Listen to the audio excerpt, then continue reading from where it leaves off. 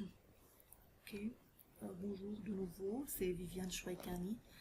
J'expliquerai la séance 2 du chapitre 7, la réaction entre un acide faible et une base forte, ou bien la réaction entre une base faible et un acide fort. Tout d'abord, commençons par citer les objectifs. En fait, il s'agit d'un seul objectif, de maîtriser l'étude pH métrique de la réaction entre une base faible et un acide fort.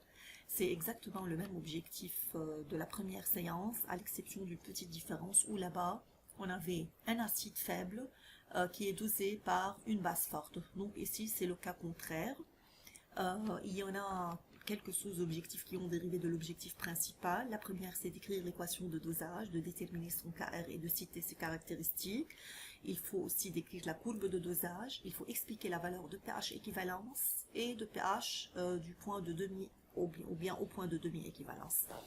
Donc commençons par le dosage d'une base faible par un acide fort. Pour cela, on a recours à une expérience pratique dans laquelle il faut utiliser une solution d'acide chlorhydrique HCl comme étant un acide fort. Et il faut l'ajouter à une solution d'ammoniac NH3 qui est une base faible. Et on va suivre la variation du pH du mélange suite à une étude pH métrique pour pouvoir en fait tracer la courbe.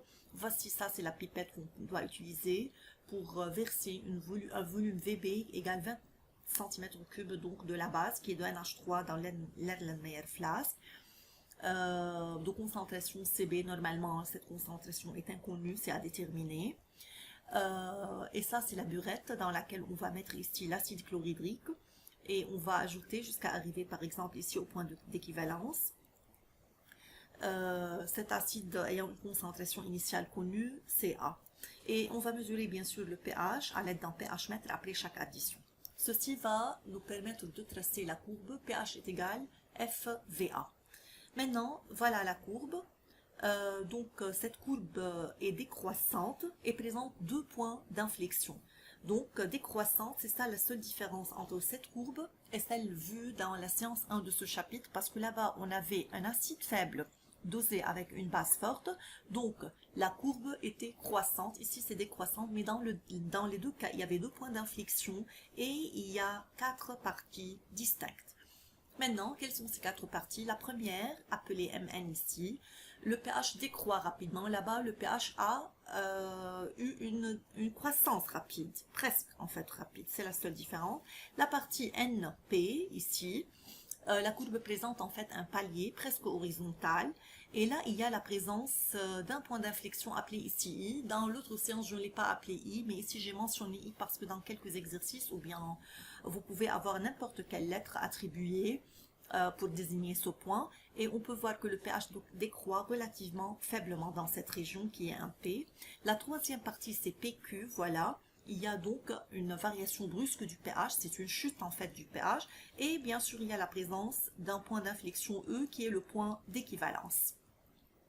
La quatrième partie, c'est QR. Le pH varie faiblement d'une façon presque linéaire. Il faut là-bas prolonger un tout petit peu la courbe pour que vous voyez que en fait, il y a un deuxième palier. Maintenant, comment écrire l'équation bilan de la réaction à base acido-basique? Référons à l'axe de pKa. En fait, les espèces chimiques se trouvant au début, c'était le NH3 dans l'Erlenmeyer flasque ou bien dans le Becher et le H3 au plus qui est ajouté de la burette. Le fait qu'on parle d'une équation bilan d'une réaction de dosage, tout de suite, on a le droit d'écrire l'équation comme étant une réaction non... L'équation, ça veut dire d'une réaction non réversible, d'une réaction totale.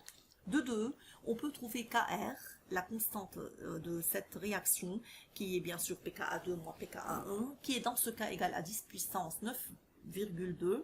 Donc c'est bien supérieur à 10 puissance 4, ce qui prouve de nouveau qu'il s'agit d'une réaction totale et notamment rapide. C'est pour cela qu'elle peut être utilisée pour un dosage. Comment on détermine le point d'équivalence? Ça, on l'a vu déjà. Donc, à l'aide des méthodes de la méthode des deux tangentes parallèles. Et le point d'équivalence va avoir un abscisse VAE. Ça varie selon l'expérience. Dans notre cas, c'est 20 ml et un pHe égale 5,8. Aussi, ça varie selon les couples et selon l'expérience. Maintenant, comment calculer la concentration de la solution dosée qui est dans notre cas le NH3 de concentration inconnue d'une façon typique? On sait bien qu'elle est équivalence. Les réactifs réagissent selon leur rapport stoichiométrique. Donc, classiquement, qu'est-ce qu'on a à écrire? Que le nombre de moles de NH3 qui est présent initialement dans le bécher est égal au nombre de moles de H3 ajoutés à la burette. Et voilà, la seule inconnue ici sera la concentration de la base et on la calculera comme d'habitude. Maintenant, pourquoi le pH est-il acide à l'équivalence et non pas égal à 7, comme dans le cas du dosage d'un acide fort avec une base forte? Pourquoi? Parce que, voilà, référons de nouveau à notre pKa, à notre axe de pKa. Maintenant, le NH3 qui était présent au début dans le bécher ou bien dans l'Erlenmeyer et le H3O+, qui était ajouté de la burette, à l'équivalence, il y a quoi? Ils ont réagi, comme on a dit ici, dans leur proportion stoichiométrique. Ça veut dire, ni cette espèce, ni celle-là ne se trouvent plus dans le bécher. Mais la réaction entre ces deux espèces nous a créé, en fait, ou bien ils ont été transformés en deux espèces nouveaux qui sont soulignées ici en rouge. Le NH4+, qui est l'acide conjugué de cette base, et le H2O, en fait, qui est aussi la base conjuguée de celle-ci. Donc, voilà, à l'espèce, bien sûr, j'ai oublié l'espèce qui est quoi? Qui est le Cl-, parce que nous, on a utilisé le HCl. Et ici, faites bien attention que HCl est un acide fort, donc l'HCl et tout acide fort dans votre classe va être représenté par ce couple, H2O, H3O+.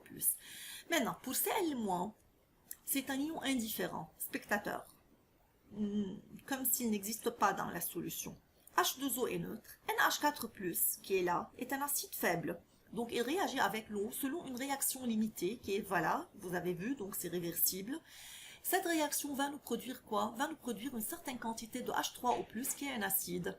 Donc, la présence de cette quantité, même faible de H3O+, va rendre le milieu acide et ainsi le pH va être trouvé inférieur à 7, mais bien sûr cette valeur varie d'un couple à l'autre. C'est comme ça donc qu'on a expliqué que le pH est acide à l'équivalence et ça c'est une vérité dans tous les cas où une base faible est dosée avec un acide fort, le pH à l'équivalence est inférieur à 7. Maintenant, comment on va expliquer que le pH en fait de la demi-équivalence? Aussi, voilà. On est là à la demi-équivalence. Tout d'abord, rappelez-vous qu'il s'agit ici d'une réaction complète. Ça veut dire qu'il faut oublier tout ce qui se rapporte à l'équilibre. Même que j'ai utilisé ici un tableau, ce tableau d'avancement va me montrer les quantités en fait des espèces se trouvant à différents intervalles ou bien à différents instants de la réaction. Mais c'est une réaction complète qui est typique aux études stoichiométriques ou bien au travail stoichiométrique que vous avez fait en grade 10, en grade 11, etc. Donc au temps 0, le NH3, rappelez-vous, ils étaient dans le bécher. Et le H3O+, c'était dans la burette, mais aucune goutte n'est ajoutée au bécher, ça veut dire dans le milieu réactionnel, notamment pas de produit. Et H2O, c'est déjà un solvant qui se trouve en quantité, en excès, ça veut dire, c'est un solvant. Maintenant, au temps de demi-équivalence. Que veut dire temps de demi-équivalence? Ça veut dire qu'on a, en fait, utilisé du bécher, une quantité, un nombre de moles de H3O+, est égal à N0 sur 2. Ceci a réagi complètement avec le N0 se trouvant ici de NH3, et puisque ça c'est N0 sur 2 et ça c'est N0, celui-ci devrait être en excès. Donc, au temps de demi-équivalence, il va y avoir quoi? Une quantité restante qui est égale à N0 sur 2. Et la réaction entre ces deux, N0 sur 2 ici, et le N0 qui a réagi là, va nous produire le N0 sur 2 NH4+. Donc, au temps de demi-équivalence, les deux espèces présentes dans le bécher sont une certaine quantité qui est égale à N0 sur 2 de NH3, qui est la base, et une quantité égale du nombre de moles, et definitely de concentration, de sa base, de son acide conjugué. Puisque ça se trouve au temps de demi-équivalence, on peut diviser par le même volume pour avoir les mêmes concentrations en fait. Et c'est une solution en fait contenant la base et son acide conjugué, donc on peut trouver le pH d'après la relation de Henderson-Hasselbalch où on a pH est égal à pKa plus log base sur acide. Qui est la base dans ce cas? C'est NH3, qui est l'acide? C'est NH4+, ayant des concentrations égales, donc log de 1 ici, et log de 1 c'est 0, d'où le pH est égal pKa au point de demi-équivalence, et ça, c'est exactement le cas aussi du dosage d'un acide faible avec une base forte. Finalement, il faut comparer les deux courbes de dosage. Voyons ça, c'est dans le chapitre 5, quand on a dosé une base forte avec un acide fort, et maintenant une base faible avec un acide fort. Alors, voyons voir. Ici, c'est une courbe formée de 3 parties avec un seul point d'inflexion. Ici, 4 parties avec 2 points d'inflexion. Le point d'équivalence, toujours dans le cas des deux espèces fortes ici, ayant un abscisse qui est le volume de l'acide ajouté à l'équivalence, et le pH est toujours égal à 7. Là, non, le pH est acide et en fait, le volume, c'est le volume de l'acide ajouté à l'équivalence. Le point de demi-équivalence, c'est quelque chose qui n'existe pas dans le cas d'une base forte avec un acide fort. Cependant, dans le cas d'une base faible avec un acide fort, il a un abscisse est égal au volume d'équivalence de l'acide ajouté divisé par 2 et le pH est toujours égal au pKa du couple impliqué dans la réaction. Maintenant, quand on continue à ajouter de l'acide de la burette se trouvant dans la burette, quand on ajoute, on continue en fait à ajouter cet acide dans le bécher, là où se trouve la base, la courbe admet en fait une asymptote pour un pH égal à moins log CA, comme vous le voyez ici, et c'est le même cas ici dans le cas d'une base faible et d'un acide fort. Voilà, notre séance est terminée. Veuillez s'il vous plaît résoudre le numéro 6 comme étant une application directe à la page 196 sur votre livre. Et je vous remercie pour votre attention.